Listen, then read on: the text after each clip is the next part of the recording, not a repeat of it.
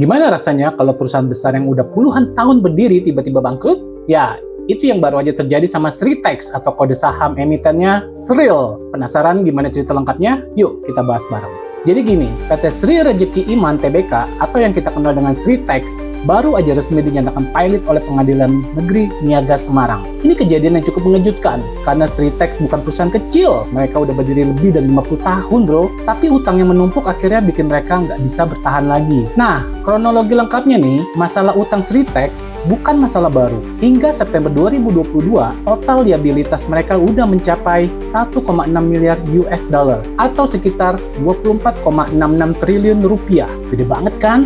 Dan sebagian besar dari utang ini adalah utang berbunga, kayak utang bank dan obligasi. Sebenarnya Sritex punya sejarah yang panjang dan menarik. Perusahaan ini didirikan oleh Haji Muhammad Lukminto, seorang pedagang tekstil yang mulai bisnisnya dari pasar Klewer di Solo. Awalnya Lukminto buka kios kecil di pasar, dan siapa yang sangka dari situ bisnisnya berkembang pesat. Pada tahun 1966, beliau mendirikan usaha dagang Sri Rejeki yang akhirnya jadi cikal bakal Sritex. Sritex ini juga nggak bisa lepas dari pengaruh besar di balik layar. Di masa Orde Baru, mereka punya hubungan dekat dengan Presiden Soeharto dan keluarga Cendana. Hal ini bikin Sritex sering dapat proyek besar dari pemerintah, kayak pengadaan seragam batik Korpri, Golkar, bahkan ABRI. Nggak heran kalau waktu itu Sritex jadi raja kain di Indonesia, dan bahkan punya pasar besar di dalam dan luar negeri. Tapi sayangnya, perjalanan panjang Sritex yang penuh prestasi ini harus terhenti karena utang yang nggak bisa dibayar. Putusan pilot ini jadi penutup yang menyedihkan buat Sritex, perusahaan yang pernah jadi ikon tekstil di tanah air. Sekarang,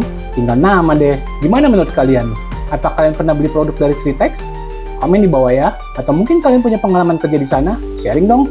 Nah guys, cerita Sritex ini jadi pengingat buat kita bahwa di dunia bisnis, apapun bisa terjadi. Bahkan perusahaan yang besar dan berpengalaman pun bisa terpuruk karena manajemen hutang yang kurang baik. Buat kita sebagai investor, penting banget buat terus belajar analisa fundamental dan teknikal, biar kita bisa bikin keputusan investasi yang bijak. Dan ingat, kalau waktunya cut loss, ya cut loss. Jangan nunggu sampai terlalu terlambat. Jangan lupa like video ini, share ke teman-teman yang suka dunia investasi, dan pastinya subscribe biar kalian gak ketinggalan info terbaru soal saham dan bisnis lainnya. Keep smart investing, and see you in the next video.